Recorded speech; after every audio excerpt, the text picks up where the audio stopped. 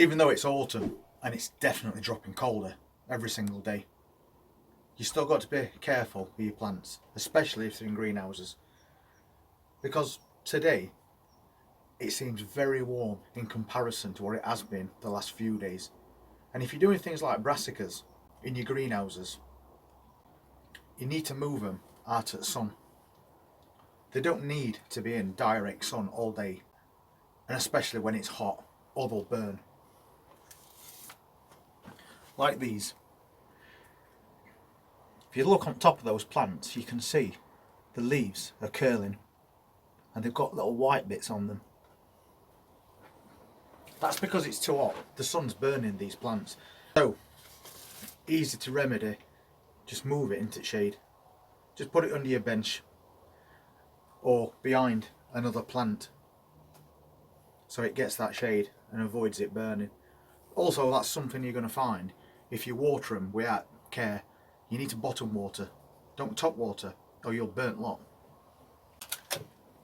So I can just pop it down there because there's a plant in front of it. It's still getting light, but it's not getting that excessive heat on those leaves that are already burnt. Some plants, however, seem to be able to survive pretty much anything.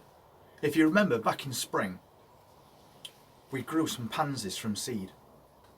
And during the course of spring and summer, we was planting out these pansies. And they gave us a really good display of vibrant colours. But, as always, things come to an end and they start to die back. But as they die back, they drop seeds. And although some plants, if just left to elements, can suffer, other plants seem to thrive. I went down the garden a few days ago, and on a piece of ground which has all been weeded quite a while ago, the plant's long gone. There was flowers growing, which has come from self-seeded pansies. And these plants are really hardy, so if you see any self-seeded flowers growing like that, you could just dig them up and pot them on, and they'll survive that transplant shock quite easily. And what we had was a little bunch of flowers, about that round, 3 or 4 flowers on it. So we put them into a pot just to see what they do.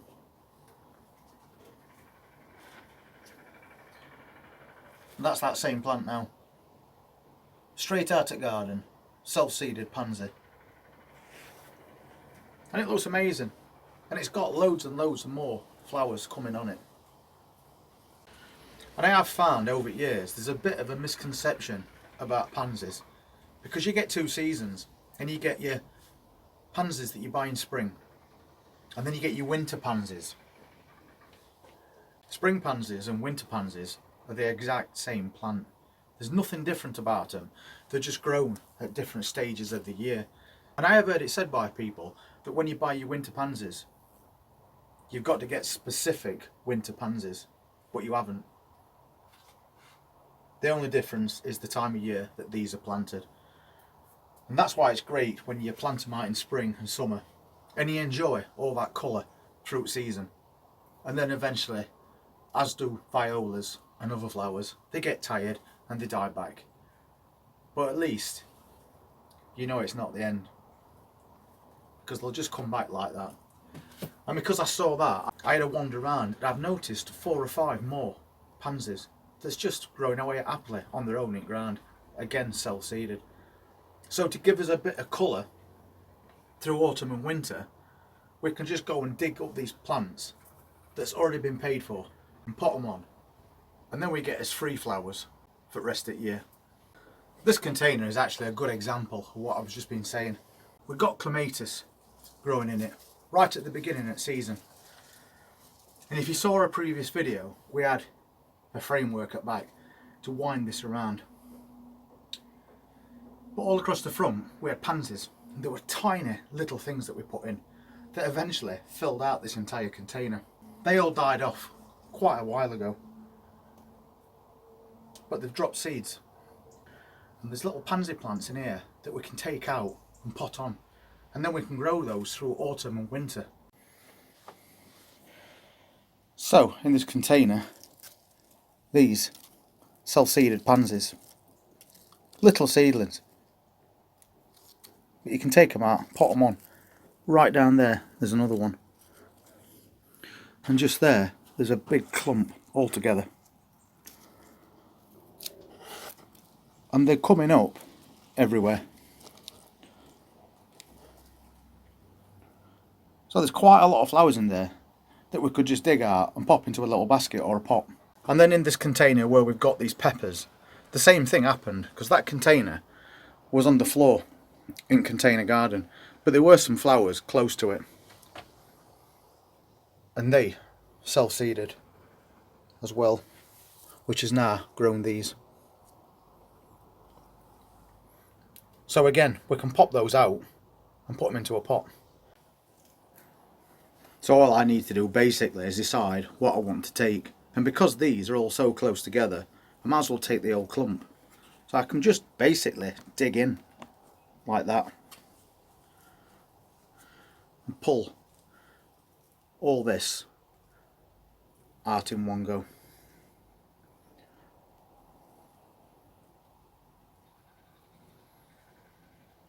And just keep it nice and compact together like that.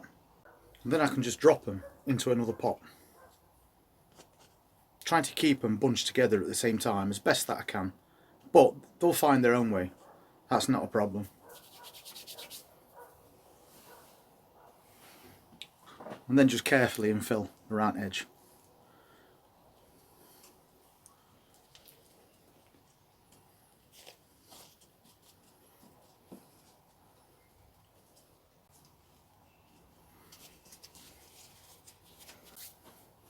And you've got a nice little clump of pansies there to grow on.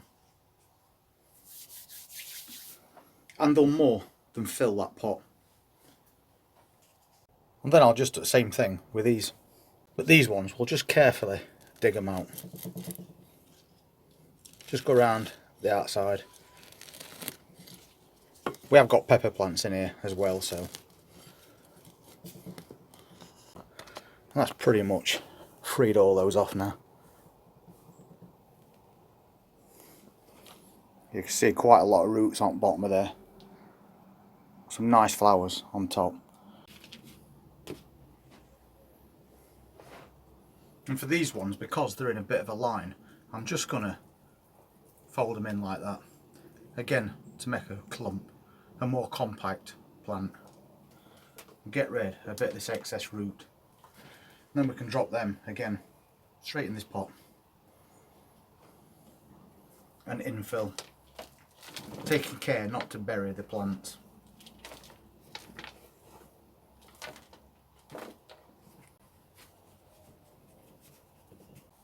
So just for sake of a little wander around the garden and a bit of potting on, we've got a nice little bunch of flowers there that once again will completely fill out this pot, and then we can move it again somewhere else and get it even bigger. We've got the start of those self-seeded pansies, which will grow, as proved by that pot. So although some of your plants, if you don't keep your eye on them, could suffer with these changes in weather, some are perfectly adapted to survive pretty much all year long. Anyway, thanks for watching that video, really appreciate it. And if you want to see more of what we do as we go into autumn and winter, please hit the subscribe button, press that notifications bell, and we'll see you next time. Thank you very much for watching.